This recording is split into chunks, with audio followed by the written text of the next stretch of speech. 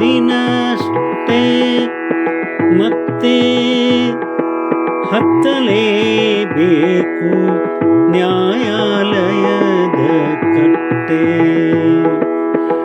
ನಮಗೆ ನಾವು ಹಾಕಬೇಕು ಸಂಯಮದ ಬಟ್ಟೆ.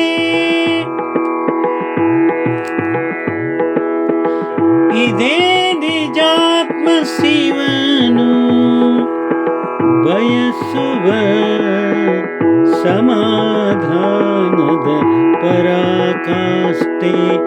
ಸಮಾಧಾನದ ಪರಾಕಾಷ್ಠೆ.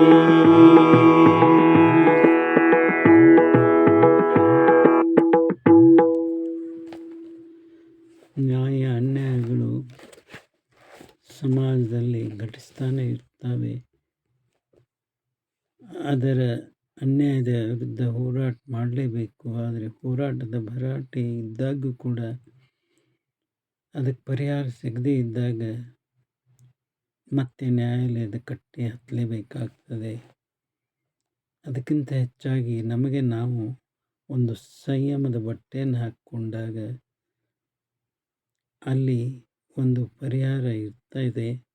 ಆ ಪರಿಹಾರ ಆ ನಿಜಾತ್ಮ ಶಿವ ಕೊಟ್ಟೇ ಕೊಡ್ತಾನೆ.